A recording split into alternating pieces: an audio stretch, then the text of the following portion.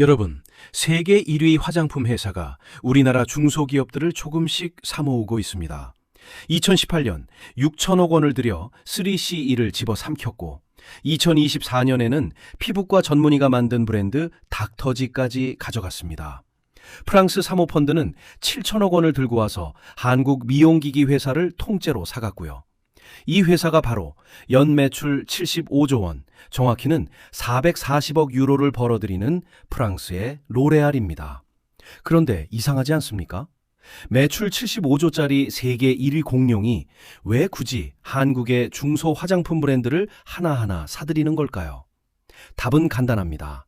한국 화장품이 그만큼 대단하기 때문입니다.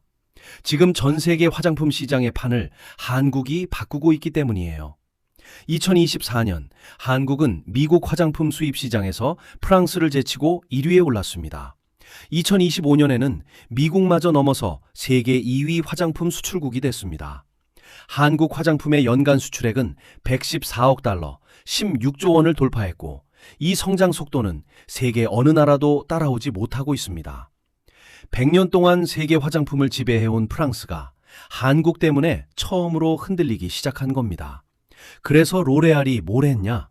이길 수 없으니까 사버리는 겁니다. 한국의 기술을, 한국의 브랜드를, 한국의 속도를 돈으로 사서 자기 것으로 만드는 전략이에요. 오늘 한국 화장품이 어떻게 프랑스의 100년 왕자를 흔들었는지, 그리고 왜 우리가 이 싸움에서 방심하면 안 되는지 낱낱이 파헤쳐 보겠습니다. 먼저 한국이 얼마나 대단한 일을 해냈는지부터 말씀드릴게요. 로레알이라는 회사 하나의 2025년 연매출이 440억 유로, 우리 돈으로 약 75조 원입니다. 75조면 감이 안 오시죠?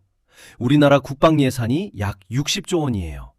로레알 하나가 대한민국 군대를 먹여 살리고도 남는 돈을 화장품으로 벌어들입니다.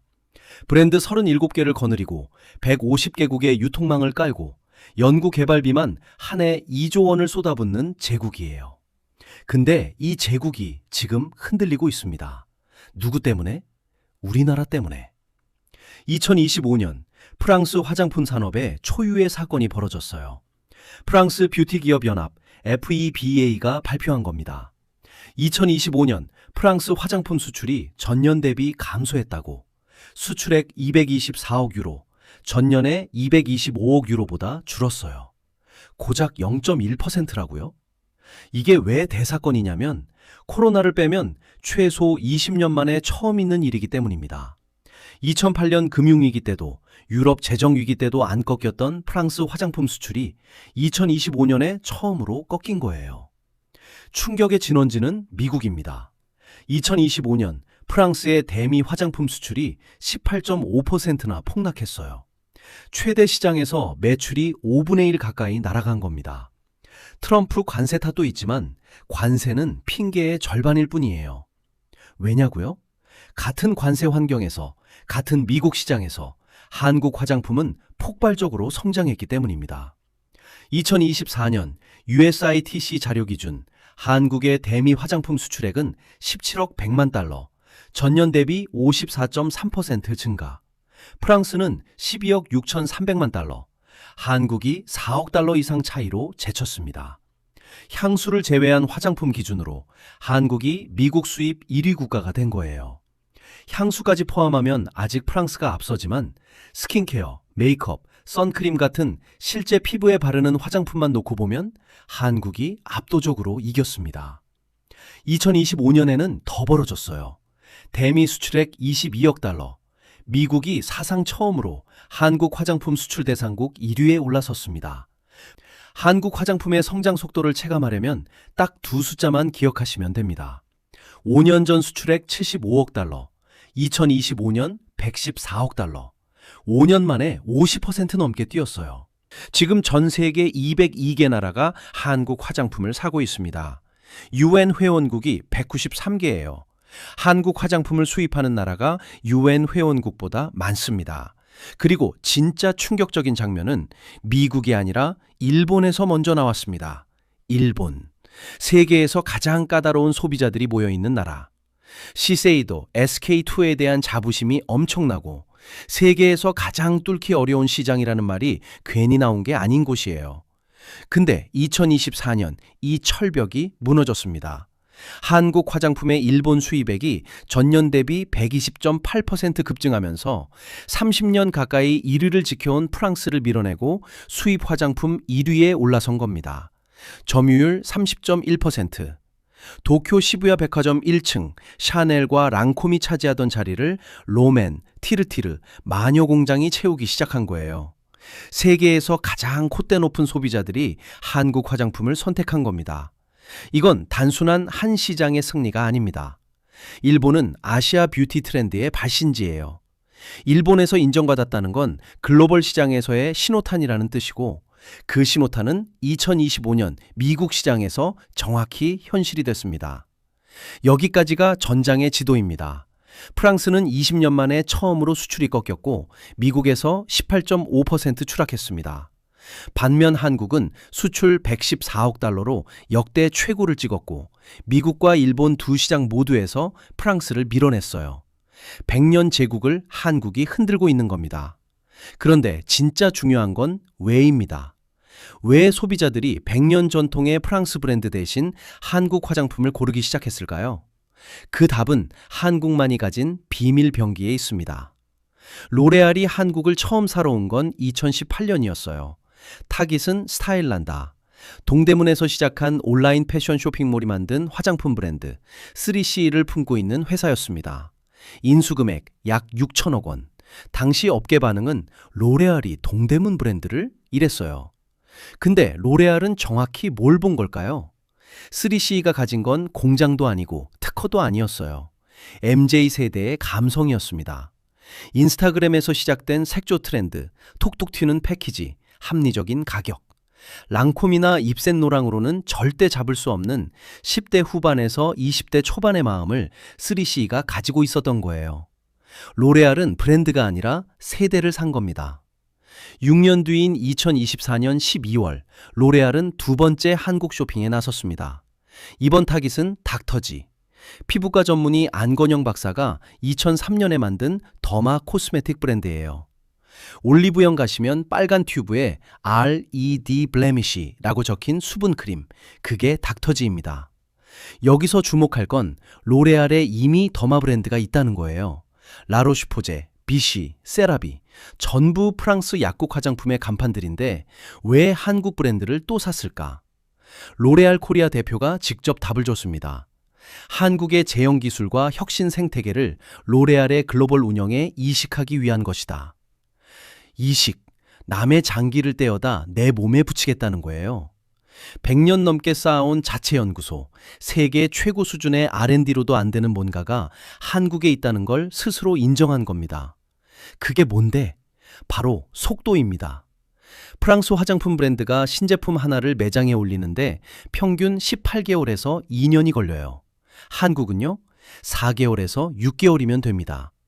틱톡에서 어떤 성분이 뜨면 한국 화장품 생태계는 3개월 안에 신제품을 개발하고 1개월 안에 양산에 들어가고 2개월 안에 미국 아마존에 올립니다.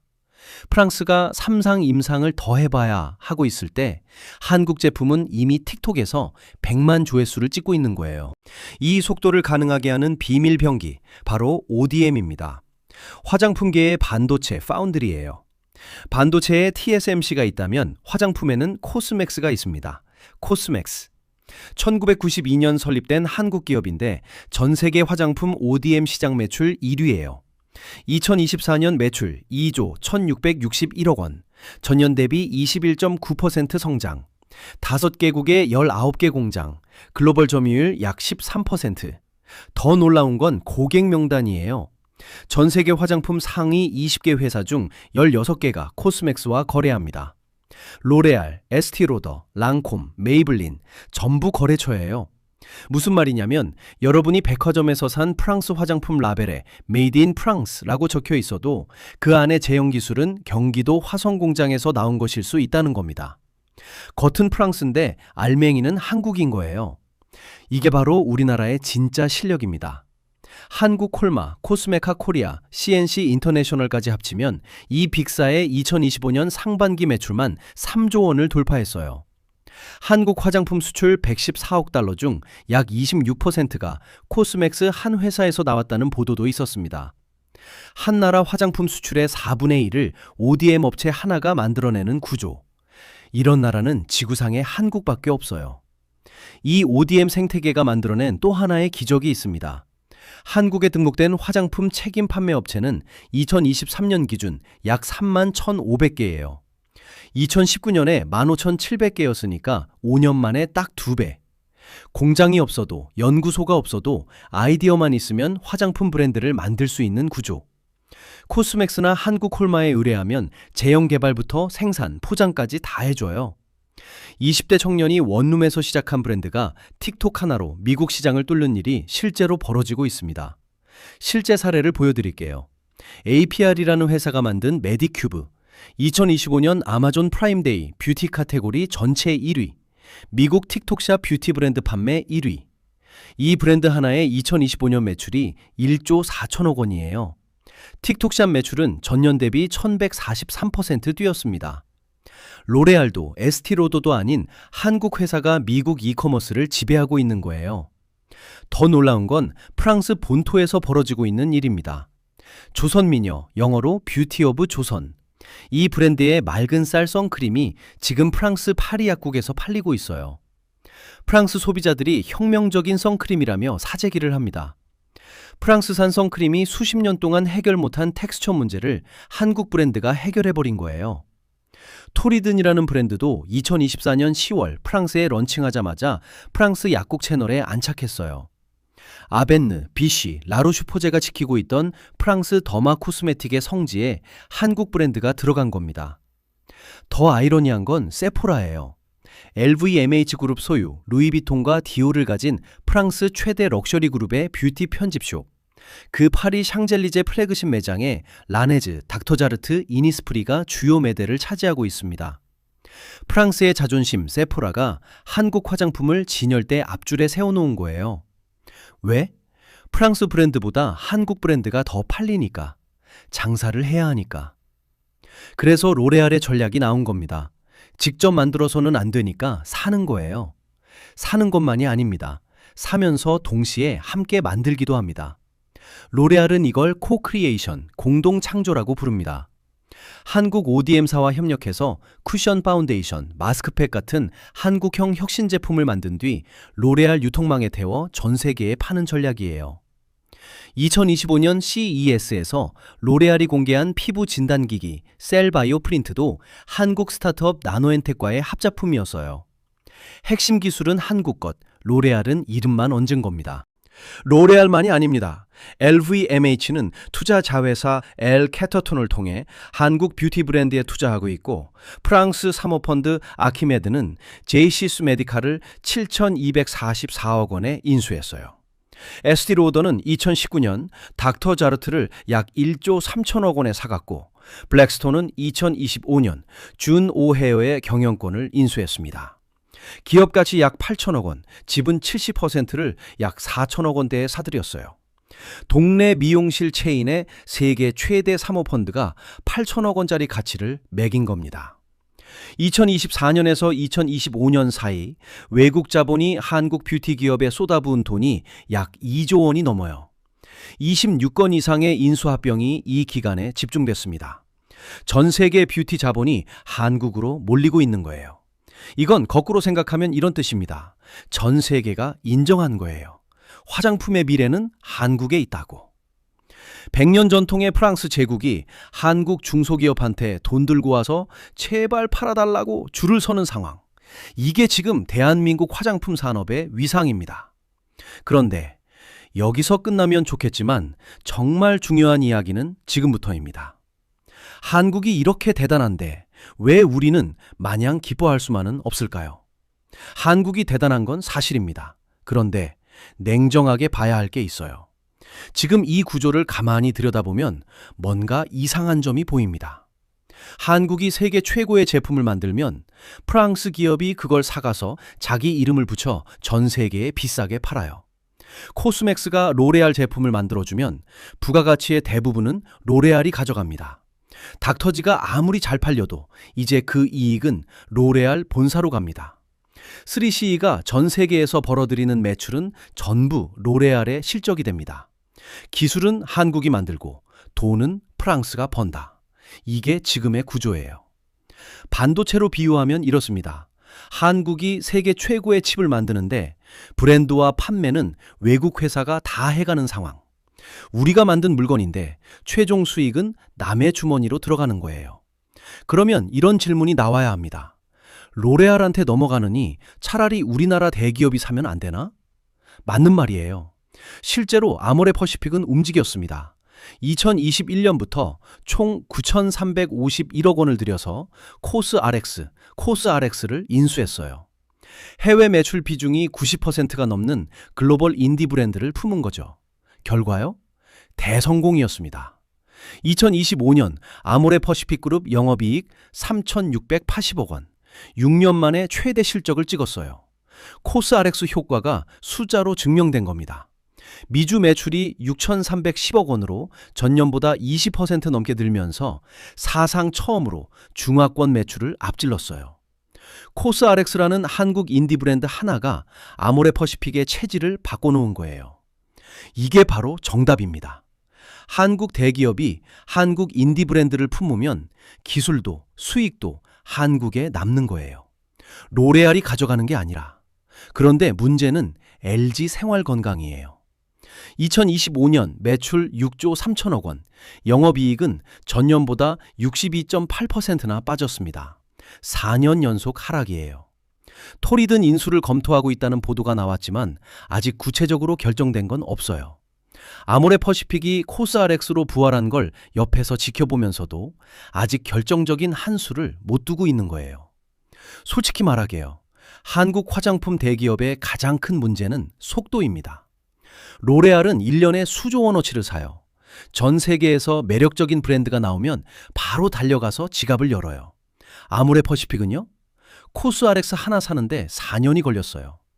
2021년에 지분 38%를 사고 2023년에 잔여 지분을 추가로 사서 2024년에야 90%를 확보했습니다. 자금력의 차이가 곧 인수 속도의 차이이고 그 차이가 벌어지는 동안 좋은 브랜드는 외국 자본에 먼저 팔려나가는 겁니다. 닥터터지가 왜 로레알에 갔겠어요? 닥터자르트가 왜 에스티로더에 갔겠어요? 한국 대기업이 먼저 손을 뻗지 못하는 사이에 외국 자본이 채간 거예요. 그러면 한국 대기업은 어떻게 해야 할까요? 사실 이미 답을 보여주는 회사들이 있습니다. 아모레퍼시픽이 코스RX를 품고 6년 만에 최대 실적을 찍었다고 했잖아요. 근데 아모레퍼시픽은 코스RX 하나를 사는데 4년이 걸렸어요. 로레알은 그 4년 동안 전 세계에서 수십 개 브랜드를 사들였고요. 이 속도 차이가 결국 닥터자르트를, 3CE를 외국에 빼앗긴 근본 원인입니다. 한국 대기업이 빨라져야 해요. 지금 한국에는 조선미녀, 토리든, 아누아, 라운드랩, 마녀공장 같은 글로벌 경쟁력을 가진 인디 브랜드가 수십 개 있습니다. 이 브랜드들이 로레알이나 에스티로더에 팔려나가기 전에 한국 대기업이 먼저 잡아야 해요. 그리고 한 브랜드만 사서는 안 됩니다. 로레알의 진짜 무기가 뭔지 아세요? 랑콤 하나가 아니에요. 37개 브랜드를 한꺼번에 굴리는 포트폴리오예요. 럭셔리에는 랑콤, 대중에는 메이블린, 더마에는 라로슈포제, 모든 가격대를 커버하는 구조. 한국도 이걸 해야 합니다. 실제로 구다이 글로벌이라는 회사가 한국의 로레알을 표방하면서 조선미녀, 티르티르 같은 인디 브랜드를 포트폴리오로 묶어 글로벌 진출을 시도하고 있어요.